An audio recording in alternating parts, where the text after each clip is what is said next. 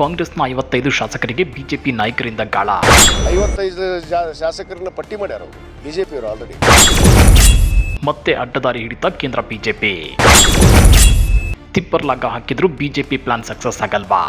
ನನಗೆ ಏನು ಬೇಕಾದ್ರೆ ಕಿತ್ಕೊಳ್ಳೋರು, ಐಡಿಯಾರ ಮಾಡಲಿ ಐಬಿಆರ್ ಮಾಡಲಿ, ನಾನು ಅದಕ್ಕೆ ಸಕ್ಸಸ್. ಒಬ್ರಲ್ಲ ಇಬ್ರಲ್ಲ, ಒಟ್ಟು 55 ಕಾಂಗ್ರೆಸ್ ಶಾಸಕರಿಗೆ ಬಿಜೆಪಿ ಗಾಳ ಹಾಕ್ತಾ 139 ಸೀಟುಗಳ ಅಭೂತಪೂರ್ವ ಬಹುಮತದಿಂದ ಅಧಿಕಾರ ಹಿಡಿದಿರೋ ಸಿದ್ದು ಸರ್ಕಾರವನ್ನೇ ಕೆಡುವುದಕ್ಕೆ ತೆರೆಮರೆಯ ಕಸರತ್ತುಗಳು ನಡೆಯುತ್ತಿವೆಯಾ? ಸ್ಪಷ್ಟ ಜನಾದೇಶ ಇಲ್ಲದಿದ್ರೂ ಬಿಜೆಪಿ ನಾಯಕರು ಇದೆಂತ ದುಸ್ಸಾಹಸಕ್ಕೆ ಕೈ ಹಾಕಿದ್ರು. ತಿಪ್ಪರ್ಲಾಗ ಹಾಕಿದ್ರು ಬಿಜೆಪಿ ಪ್ಲಾನ್ ಸಕ್ಸಸ್ ಆಗಲ್ವಾ?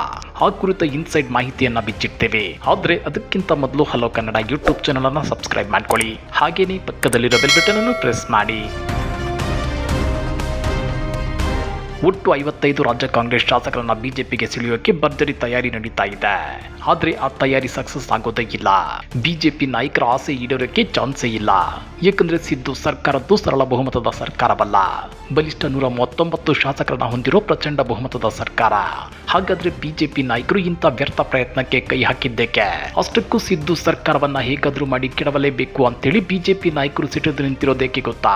ಅದನ್ನ ಡೀಟೇಲ್ ಆಗಿ ತೋರಿಸ್ತೀವಿ. ಆದ್ರೆ ಅದಕ್ಕಿಂತ ಮೊದಲು ಕಾಂಗ್ರೆಸ್ ಶಾಸಕ ವಿಜಯಾನಂದ ಕಾಶಪ್ಪನವರು ಹೇಳಿದ್ದೇನು ಅನ್ನೋದನ್ನ ಒಮ್ಮೆ ನೋಡ್ಕೊಂಡ್ಬಿಡಿ. 55 ಶಾಸಕರನ್ನ ಪಟ್ಟಿ ಮಾಡ್ಯಾರ ಅವರು ಬಿಜೆಪಿಯವರು ಆಲ್ರೆಡಿ. 55 ಜನ ಶಾಸಕರು ಪಟ್ಟಿ ಮಾಡಿದ್ದಾರೆ. ಶಾಸಕ ವಿಜಯಾನಂದ ಕಾಶಪ್ಪನವರು ಹೇಳ್ತಿರೋ ಈ ಒಂದು ಮಾತು ರಾಜ್ಯ ರಾಜಕಾರಣದಲ್ಲಿ ಸಂಚಲನವನ್ನುಂಟು ಮಾಡಿದೆ. ಕಾಂಗ್ರೆಸ್ ಪಾಳೆಯದಲ್ಲಿ ಕಂಪನವನ್ನ ಸೃಷ್ಟಿ ಮಾಡಿದೆ. ಅವಕಾಶಕ್ಕಾಗಿ ಮತ್ತು ಅಧಿಕಾರಕ್ಕಾಗಿ ಬಿಜೆಪಿ ನಾಯಕರು ಎಂಥ ದುಸ್ಸಾಹಸಕ್ಕೆ ಬೇಕಾದ್ರೂ ಕೈ ಹಾಕ್ತಾರಲ್ವಾ ಅಂತೇಳಿ ಸಿಎಂ ಸಿದ್ದರಾಮಯ್ಯ ಮತ್ತು ಡಿಸಿಎಂ ಡಿಕೆ ಶಿವಕುಮಾರ್ ಶಾಕ್ ಆಗಿದ್ದಾರೆ. ಸದ್ಯ ಕಾಂಗ್ರೆಸ್ ಶಾಸಕ ವಿಜಯಾನಂದ ಕಾಶಪ್ಪನವರು ಹೇಳೋ ಪ್ರಕಾರ ಬಿಜೆಪಿ ನಾಯಕರು ಒಬ್ಬರಲ್ಲ ಇಬ್ಬರಲ್ಲ, ಒಟ್ಟು 55 ಕಾಂಗ್ರೆಸ್ ಶಾಸಕರಿಗೆ ತೆರೆಮರೆಯಲ್ಲಿ ಗಾಳ ಹಾಕ್ತಿದ್ದಾರಂತೆ. ಹಾಗಾದ್ರೆ ಇಷ್ಟು ಶಾಸಕರಿಗೆ ಬಿಜೆಪಿ ಹಣದ ಅಂಶ ಒಡ್ಡುತ್ತಿದ್ಯಾ, ಇಲ್ಲ ಬೆದರಿಕೆ ಹಾಕ್ತಿದ್ಯಾ? ಬೆದರಿಕೆ ಹಾಕೋದೇ ಆದ್ರೆ ಯಾವ ರೀತಿಯಲ್ಲಿ ಬೆದರಿಕೆ ಹಾಕ್ತಿದೆ ಗೊತ್ತಾ? ಅದನ್ನ ಶಾಸಕ ವಿಜಯಾನಂದ ಕಾಶಪ್ಪನವರೇ ಹೇಳ್ತಾರೆ, ಕೇಳಿ. ನೋಡ್ತಿದ್ರಿ ಇಡಿ ದಾಳಿ, ಸಿಬಿಐ ದಾಳಿ, ಇವೆಲ್ಲ ಯಾಕೆ ಆಗ್ತಾ ಇದ್ದಾವೆ? ಇದು ಹೆದರಿಕೆ, ನಮ್ಮ ಶಾಸಕರಿಗೆ ಎದುರಿಸೋದು. ನೀವು ಬಿಜೆಪಿಗೆ ಬರಲಿಲ್ಲ ಅಂದ್ರೆ ನಾವು ನಿಮ್ಮನ್ನು ಇಡಿ ದಾಳಿ ಮಾಡ್ತೀವಿ, ಸಿಬಿಐ ದಾಳಿ ಮಾಡ್ತೀವಿ, ಇದು ಎಲ್ಲ ಶಾಸಕರಿಗೂ ಭಯ ಇದೆ. ನಾನು ಹಿಡ್ಕೊಂಡೇ ಇದೆ. ಆದ್ರೆ ನನಗೇನು ಬೇಕಾದ್ರೆ ಕಿತ್ಕೊಳ್ಳೋರು, ಐಡಿಯಾರ ಮಾಡಲಿ ಐಬಿಆರ್ ಮಾಡಲಿ, ನಾನು ಅದಕ್ಕೆ ಸಜ್ಜದೆ. ಆಗ್ತಾವ, ಮಾಡೇ ಮಾಡ್ತಾರೆ ಅವರು. ಈ ಎಲ್ಲರಿಗೂ ಹೆದರಿಕೆ. 55 ಶಾಸಕರನ್ನ ಪಟ್ಟಿ ಮಾಡ್ಯಾರ ಅವರು ಬಿಜೆಪಿಯವರು ಆಲ್ರೆಡಿ. 55 ಜನ ಶಾಸಕರು ಪಟ್ಟಿ ಮಾಡಿದ್ದಾರೆ. ಅವ್ರಿಗೆ ಸಿಬಿಐ ಹೆದರಿಕೆ ಹಾಕೋದು. ಕೇಳಿದ್ರಲ್ವಾ ಶಾಸಕ ವಿಜಯಾನಂದ ಕಾಶಪ್ಪನವರು ಹೇಳಿದ್ದನ್ನ? ಕಳೆದ ವಿಧಾನಸಭಾ ಚುನಾವಣೆಯಲ್ಲಿ ಕರ್ನಾಟಕದಲ್ಲಿ ಬಿಜೆಪಿಗೆ ಕೇವಲ 66 ಸೀಟು ಬಂದರೂ ಬಿಜೆಪಿ ಅಡ್ಡದಾರಿಯಲ್ಲಿ ಅಧಿಕಾರ ಹಿಡಿಯೋಕೆ ಮುಂದಾಗಿದೆ. ಅದಕ್ಕಾಗಿ ರಾಜ್ಯ ಕಾಂಗ್ರೆಸ್ನ 55 ಶಾಸಕರ ಲಿಸ್ಟ್ ಅನ್ನು ರೆಡಿ ಮಾಡಿದೆಯಂತೆ. ಈ 55 ಶಾಸಕರು ಬಿಜೆಪಿಗೆ ಬಂದ್ರೆ ಸರಿ, ಇಲ್ಲ ಅಂದ್ರೆ ಅವರ ಮನೆ ಮತ್ತು ಕಚೇರಿಗಳ ಮೇಲೆ ಐಟಿ, ಇಡಿ ಮತ್ತು ಸಿಬಿಐ ದಾಳಿಗಳು ನಡೆದು ಹೋಗ್ತಾವಂತೆ. ಕೇಂದ್ರ ಸರ್ಕಾರದ ಅಧೀನದಲ್ಲಿರುವ ಐಟಿ, ಇಡಿ ಮತ್ತು ಸಿಬಿಐ ತನಿಖಾ ಸಂಸ್ಥೆಗಳನ್ನ ಕೇಂದ್ರ ಸರ್ಕಾರ ದುರ್ಬಳಕೆ ಮಾಡಿಕೊಳ್ತಿದೆ. ಕರ್ನಾಟಕದಲ್ಲಿ ಸರ್ಕಾರವನ್ನ ಹೇಗಾದ್ರೂ ಮಾಡಿ ಉರುಳಿಸಬೇಕು ಅಂತೇಳಿ ಈಗಾಗಲೇ ರಾಜ್ಯದ ಕಾಂಗ್ರೆಸ್ ಶಾಸಕರ ಮನೆಗಳ ಮೇಲೆ ಐಟಿ, ಇಡಿ ದಾಳಿಗಳ ಪ್ರೋಸೆಸ್ ಅನ್ನ ಶುರು ಮಾಡಿ ಬಿಟ್ಟಿದೆಯಂತೆ. ಅವ್ರ ಮನೆಗೆ ಕಳಿಸ್ಯಾರ ಈಗಾಗಲೇ ಏಜೆಂಟ್ಗಳನ್ನ, ಬಿಜೆಪಿ ಏಜೆಂಟ್ರನ್ನ ಕಳಿಸಿ ಅವ್ರಿಗೆ ಹೆದರಿಕೆ ಹಾಕ್ಯಾರ. ನೀವು ನಮ್ಮ ಪಕ್ಷಕ್ಕೆ ಬರಲಿಲ್ಲ ಅಂತಂದ್ರೆ ನಾವು ನಿಮ್ಮನ್ನು ಇಡಿ ದಾಳಿ ಮಾಡಿಸ್ತೀವಿ, ಸಿಬಿಐ ದಾಳಿ ಮಾಡಿಸ್ತೀವಿ, ನಿಮ್ಮ ಅಕ್ರಮ ಆಸ್ತಿ ಇದಾವು, ಅವು ಅದಾವು ಅಂತ ಹೇಳಿ ಎದುರಿಸ್ತಾ ಇದ್ದಾರೆ. ಅಲ್ಲ, ಅದಕ್ಕೆ ನಾ ಬಗ್ಗೋದಿಲ್ಲ, ಜಗ್ಗೋದಿಲ್ಲ. ನನ್ನ ಹತ್ರ ಏನು ಇದ್ರಲ್ಲ ಹುಡುಕಾಕ ಇರ್ಬೋದು, ಅದಕ್ಕೇನಿಲ್ಲ. ನನಗೆ ಅದಕ್ಕೆ ಭಯ ಪಟ್ಟಿಲ್ಲ. ಅವ್ರು ಮಾಡ್ತಾ ಇದ್ದಾರೆ, ನೀವು ನೋಡ್ತಾ ಇದ್ದೀರಿ. ಈಗ ನಮ್ಮ ಮೊನ್ನೆ ಬಳ್ಳಾರಿ ನಮ್ಮ ಶಾಸಕರ ಮೇಲೆ ಮಾಡಿದರು, ಭರತ್ ರೆಡ್ಡಿ ಮೇಲೆ ಮಾಡಿದರು, ನಮ್ಮ ತುಕಾರಾಮ್ ಮೇಲೆ ಮಾಡಿದರು. ಇವೆಲ್ಲ ಮಾಡ್ತಾ ಇದ್ದಾರಲ್ಲ, ನಮ್ಮ ಇವ್ರ ಮೇಲೆ, ಯಾರು ನಮ್ಮ ನಾಗೇಂದ್ರ ಅವ್ರ ಮೇಲೆ. ಇವೆಲ್ಲ ಉದ್ದೇಶಪೂರ್ವಕವಾಗಿ ದ್ವೇಷ ರಾಜಕಾರಣ ಅಂತಾರೆ, ಇದಕ್ಕೆ ಕುತಂತ್ರ ರಾಜಕಾರಣ ಅಂತಾರೆ. ಅವ್ರ ತಾಕತ್ತು ದಮ್ ಇದ್ರೆ ಜನರ ಮಧ್ಯೆ ಬರಲಿ, ಮತ್ತು 28ಕ್ಕೆ ತಾಕತ್ತಿದ್ರೆ ಬಿಜೆಪಿ ನಾಯಕರು ಚುನಾವಣೆಯಲ್ಲಿ ಗೆದ್ದು ರಾಜ್ಯದ ಗದ್ದುಗೆ ಹಿಡಿಯಬೇಕು. ಆದ್ರೆ ಅದು ಸಾಧ್ಯವಾಗುತ್ತಿಲ್ಲ. ಬಿಜೆಪಿಯನ್ನ ರಾಜ್ಯದ ಜನ ಸಂಪೂರ್ಣವಾಗಿ ಯಾವತ್ತೂ ನಂಬೇ ಇಲ್ಲ. 2008ರಿಂದ ಬಿಜೆಪಿ 2 ಸಲ ಅಧಿಕಾರಕ್ಕೆ ಬಂದಿದೆ.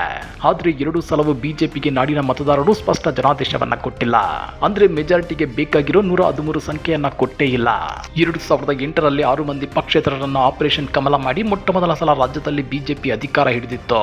ಆನಂತರ 2018ರಲ್ಲೂ ಬಿಜೆಪಿ 104 ಸ್ಥಾನಗಳನ್ನು ಗೆದ್ದಾಗ ಬಿಎಸ್ ಯಡಿಯೂರಪ್ಪ ತರಾತುರಿಯಲ್ಲಿ ಸಿಎಂ ಆಗಿ ಅಧಿಕಾರವನ್ನು ಸ್ವೀಕರಿಸಿದ್ರು. ಜೊತೆಗೆ ಕಾಂಗ್ರೆಸ್ ಮತ್ತು ಜೆಡಿಎಸ್ ಶಾಸಕರನ್ನು ಸೆಳೆಯಲು ಯತ್ನಿಸಿದ್ರು.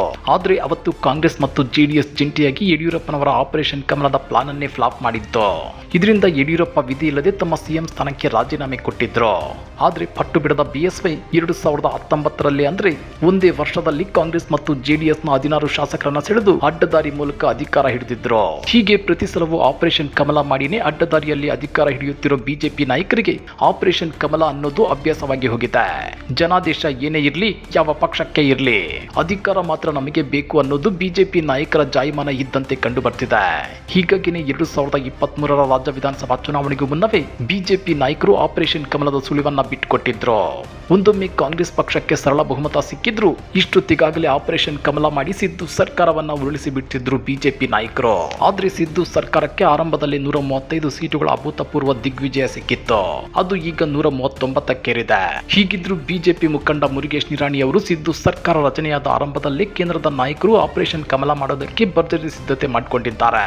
ಲೋಕಸಭಾ ಚುನಾವಣೆಯ ಬಳಿಕ ನೋಡ್ತಾ ಇರಿ, ಸಿದ್ದು ಸರ್ಕಾರ ಪತನವಾಗುತ್ತೆ ಅಂತೇಳಿ ಬಿಟ್ಟಿ ಭವಿಷ್ಯ ಹೇಳ್ಕೊಂಡು ತಿರುಗಾಡಿದ್ರು. ಅದರಲ್ಲೂ ಮುರುಗೇಶ್ ನಿರಾಣಿ ಅವರು ಕೇಂದ್ರ ಬಿಜೆಪಿ ನಾಯಕರ ಸಂಪರ್ಕದಲ್ಲಿ ರಾಜ್ಯ ಕಾಂಗ್ರೆಸ್ನ 40ಕ್ಕೂ ಹೆಚ್ಚು ಶಾಸಕರು ಇದ್ದಾರೆ. ಸಿದ್ದು ಸರ್ಕಾರ ಇರಲ್ಲ ಅಂತೇಳಿ ಅಚ್ಚರಿ ಮೂಡಿಸಿದ್ರು. ಆದ್ರೆ ರಾಜ್ಯ ಸರ್ಕಾರದ ಬತ್ತಳಿಕೆಯಲ್ಲಿ ಗುಪ್ತಚರ ಇಲಾಖೆ ಇದೆ. ಮತ್ತೊಂದು ಕಡೆ ಕಾಂಗ್ರೆಸ್ ಬೆನ್ನಿಗೆ ಬಂಡೆಯಂತೆ ಟ್ರಬಲ್ ಶೂಟರ್ ಡಿಕೆಶಿ ನಿಂತಿದ್ದಾರೆ. ಟ್ರಬಲ್ ಶೂಟರ್ ಮುಂದೆ ಬಿಜೆಪಿ ನಾಯಕರ ಬೇಳೆ ಬೇಯೋಕೆ ಚಾನ್ಸೇ ಇಲ್ಲ. ಹೀಗಾಗಿ ಲೋಕಸಭಾ ಚುನಾವಣೆ ಮುಗಿದು 1 ವರ್ಷವಾದ್ರೂ ಸಿದ್ದು ಸರ್ಕಾರ ಇನ್ನೂ ಸುಭದ್ರವಾಗಿದೆ. ಸರ್ಕಾರವನ್ನ ಉರುಳಿಸಬೇಕಂತಂದ್ಕೊಂಡಿದ್ದ ಬಿಜೆಪಿ ನಾಯಕರ ಪ್ಲಾನ್ಗಳೆಲ್ಲ ಸಕ್ಸಸ್ ಆಗಲೇ ಇಲ್ಲ. ಇದರಿಂದ ಬಿಜೆಪಿ ನಾಯಕರಿಗೆ ಹೊಡೆದ ಮತ್ತೊಂದು ಪ್ಲಾನ್ ಯಾವುದು ಗೊತ್ತಾ? ಸಿದ್ದು ಮತ್ತು ಡಿಕೆಶಿ ಮಧ್ಯೆ ತಂದಿಟ್ಟು ಸರ್ಕಾರ ತಾನಾಗೆ ಉರುಳಿ ಹೋಗುವಂತೆ ಮಾಡೋದು. ಕರ್ನಾಟಕದಲ್ಲಿ ಅಜಿತ್ ಪವಾರ್ ಸೃಷ್ಟಿ, ಸಿದ್ದು ಡಿಕೆಶಿ ಮಧ್ಯೆ ಬೆಂಕಿ ಹಚ್ಚೋದು. ಹೌದು ವೀಕ್ಷಕರೇ, ಬಿಜೆಪಿ ನಾಯಕರು ಕಾಂಗ್ರೆಸ್ ಶಾಸಕರನ್ನ ಸೆಳೆಯೋಕೆ ನಿರಂತರವಾಗಿ ಯತ್ನಿಸುತ್ತಲೇ ಇದ್ದಾರೆ. ಇದೇ ವಿಚಾರವನ್ನ 1 ವರ್ಷದ ಹಿಂದೆಯೇ ಮಂಡ್ಯ ಶಾಸಕ ರವಿ ಗಾಣಿಗ ಹೇಳಿದ್ರು. ಆಗ ಬಿಜೆಪಿ ನಾಯಕರು ಅದನ್ನ ಅಲ್ಲಗಳೆದಿದ್ರು. ಸರ್ಕಾರವನ್ನ ನಾವು ಉರುಳಿಸಲ್ಲ, ನೋಡ್ತಾ ಇರಿ, ಕರ್ನಾಟಕದಲ್ಲಿ ಒಬ್ಬ ಅಜಿತ್ ಪವಾರ್ ಹುಟ್ಕೊಂತಾನೆ ಅಂತ ಹೇಳಿದ್ರು. ಆ ಮೂಲಕ ಪವರ್ ಶೇರಿಂಗ್ ಒಪ್ಪಂದದಂತೆ ಸಿದ್ದು ಸಿಎಂ ಕುರ್ಚಿಯನ್ನ ಡಿಕೆಶಿಗೆ ಬಿಟ್ಟುಕೊಟ್ಟಿಲ್ಲ ಅಂದ್ರೆ ಆಗ ರೊಚ್ಚಿಗೇಳು ಡಿಕೆಶಿ ಕರ್ನಾಟಕದ ಅಜಿತ್ ಪವಾರ್ ಆಗ್ತಾರೆ ಅನ್ನೋ ಅರ್ಥದಲ್ಲಿ ಬಿಜೆಪಿ ನಾಯಕರು ಹೇಳ್ಕೊಂಡಿದ್ರು. ಮತ್ತೊಂದು ಕಡೆ ಡಿಕೆಶಿ ಸಿಎಂ ಆಗೋ ಪರಿಸ್ಥಿತಿ ನಿರ್ಮಾಣವಾದರೆ ಸಚಿವ ಸತೀಶ್ ಜಾರಕಿಹೊಳಿ 40 ಜನ ಶಾಸಕರ ಗುಂಪಿನೊಂದಿಗೆ ಪ್ರತ್ಯೇಕವಾಗಿ ಗುರುತಿಸಿಕೊಳ್ಳೋ ಸುಳಿವನ್ನ ಬಿಟ್ಟುಕೊಟ್ಟಿದ್ರು. ಹೀಗಾಗಿ ಮಹಾರಾಷ್ಟ್ರ ಬಿಜೆಪಿ ಮುಖಂಡರು ಸತೀಶ್ ಜಾರಕಿಹೊಳಿ ಅವರ ಬಳಿ ಈ ಬಗ್ಗೆ ಚರ್ಚೆ ಕೂಡ ನಡೆಸಿದ್ರಂತೆ. ಇದರಿಂದ ಸಿದ್ದು ಮತ್ತು ಡಿಕೆಶಿ ಮಧ್ಯೆ ಜಗಳ ಏರ್ಪಡುತ್ತೆ. ಆಗ ಸರ್ಕಾರ ತಾನಾಗೆ ಬಿದ್ದು ಹೋಗುತ್ತೆ. ಮುಂದಿನ ವರ್ಷದ ಆರಂಭದಲ್ಲಿ ಕರ್ನಾಟಕಕ್ಕೆ ಮಧ್ಯಂತರ ಚುನಾವಣೆ ಘೋಷಣೆಯಾಗುತ್ತೆ ಅಂತೇಳಿ ರಾಜ್ಯ ಬಿಜೆಪಿ ನಾಯಕರು ಕನಸು ಕಾಣ್ತಾ ಕೂತಿದ್ರು. ಆದ್ರೆ ಮೊನ್ನೆ ದಿಲ್ಲಿಗೆ ಹೋಗಿದ್ದ ಸಿದ್ದು ಮತ್ತು ಡಿಕೆಶಿ ಹೈಕಮಾಂಡ್ ನಾಯಕರ ಜೊತೆ ಚರ್ಚೆ ನಡೆಸಿ ಹೊರಬಂದ್ರು. ಈ ವೇಳೆ ಸಿಎಂ ಸಿದ್ದರಾಮಯ್ಯ 5 ವರ್ಷ ನಾನೇ ಸಿಎಂ, ಡಿಕೆಶಿಗೆ ಶಾಸಕರ ಬೆಂಬಲದ ಕೊರತೆ ಇದೆ ಅಂತ ಹೇಳಿದ್ರು. ಇತ್ತ ರುಚಿಗೆ ಹೇಳ್ತಾರೆ ಅಂತ ಅಂದ್ಕೊಂಡಿದ್ದ ಡಿಕೆ ಶಿವಕುಮಾರ್ ಕೂಡ ತಾಳ್ಮೆಯ ಮಾತುಗಳನ್ನಾಡ್ತಿದ್ದಾರೆ. ಇದನ್ನ ಕಂಡ ಬಿಜೆಪಿ ನಾಯಕರ ಕಣ್ಣು ಮತ್ತೆ ಕೆಂಪಗಾಗಿತ್ತು. ಅರೆ, ಕಿತ್ತಾಡ್ಕೊಂಡು ಸರ್ಕಾರ ಬೀಳಿಸ್ತಾರೆ ಅಂತ ಅಂದ್ಕೊಂಡ್ರೆ ಮತ್ತೆ ಪ್ಯಾಚಪ್ ಆದ್ರಲ್ಲ ಅಂತೇಳಿ ಇದೀಗ ಆಪರೇಷನ್ ಕಮಲ ನಡೆಸೋದಕ್ಕೆ ದೃಢ ನಿರ್ಧಾರ ಕೈಗೊಂಡಂತಿದೆ. ಇದೇ ಕಾರಣಕ್ಕೆ ಶಾಸಕ ವಿಜಯಾನಂದ ಕಾಶಪ್ಪನವರು ಹೇಳೋ ಪ್ರಕಾರ ರಾಜ್ಯ ಕಾಂಗ್ರೆಸ್ನ 55 ಶಾಸಕರ ಪಟ್ಟಿಯನ್ನ ಬಿಜೆಪಿ ರೆಡಿ ಮಾಡಿದೆಯಂತೆ. ಯಾರ್ಯಾರ ಮೇಲೆ ಅಕ್ರಮ ಆಸ್ತಿ ಮಾಡಿರೋ ಅನುಮಾನ ಇದೆಯೋ ಅಂತ ಶಾಸಕರ ಲಿಸ್ಟ್ ರೆಡಿ ಮಾಡಿ ಅವರ ಮೇಲೆ ಐಟಿ, ಇಡಿ ಮತ್ತು ಸಿಬಿಐ ದಾಳಿ ನಡೆಸೋದಕ್ಕೆ ಪ್ಲಾನ್ ಮಾಡಿದ್ದಾರಂತೆ. ಆದ್ರೆ ಅದಕ್ಕೂ ಮೊದಲು ರಾಜ್ಯ ಬಿಜೆಪಿ ನಾಯಕರ ಮೂಲಕ ಕಾಂಗ್ರೆಸ್ ಶಾಸಕರ ರಹಸ್ಯ ಸಂಪರ್ಕ ನಡೆಯುತ್ತಿದೆ. ಸುಮ್ಮನೆ ಬಿಜೆಪಿಗೆ ಬಂದ್ಬಿಡಿ, ಇಲ್ಲ ಅಂದ್ರೆ ನಿಮ್ಮ ಮೇಲೆ ಐಟಿ, ಇಡಿ ಇಲ್ಲವೇ ಸಿಬಿಐ ರೇಡ್ ಆಗುತ್ತೆ ಅಂತೇಳಿ ಹೆದರಿಸೋ ಕೆಲಸಗಳು ನಡೆಯುತ್ತಿವೆಯಂತೆ. ಆದ್ರೆ ಬಿಜೆಪಿ ನಾಯಕರು ಏನೇ ತಿಪ್ಪರ್ಲಾಗ ಹೊಡೆದ್ರು ಅವರ ಈ ಆಪರೇಷನ್ ಕಮಲ ಸಕ್ಸಸ್ ಆಗಲ್ಲ. ಬಿಜೆಪಿ ನಾಯಕರು ಆಪರೇಷನ್ ಕಮಲಕ್ಕೆ ಕೈ ಹಾಕಿದ್ರೆ ಸಿದ್ದುನೇ 5 ವರ್ಷ ಸಿಎಂ ಆಗಿ ಮುಂದುವರಿಯುತ್ತಾರೆ. DCM DK Shivakumar trouble shooter ಆಗಿ ಸಿದ್ದು ಬೆನ್ನಿಗೆ ನಿಲ್ಲೋದು ಗ್ಯಾರಂಟಿ. ಈ ಬಗ್ಗೆ ನೀವೇನಂತೀರಾ? ಕಮೆಂಟ್ ಮಾಡಿ, ವಿಡಿಯೋ ಲೈಕ್ ಮಾಡಿ, ಶೇರ್ ಮಾಡಿ. ಇಂಥ ಮತ್ತಷ್ಟು ರೋಚಕ ರಾಜಕೀಯ ಸುದ್ದಿಗಳನ್ನ ಮಿಸ್ ಮಾಡದೆ ನೋಡಬೇಕು ಅಂದ್ರೆ ಹಲೋ ಕನ್ನಡ ಯೂಟ್ಯೂಬ್ ಚಾನಲ್ ಅನ್ನ ಸಬ್ಸ್ಕ್ರೈಬ್ ಮಾಡ್ಕೊಳ್ಳಿ.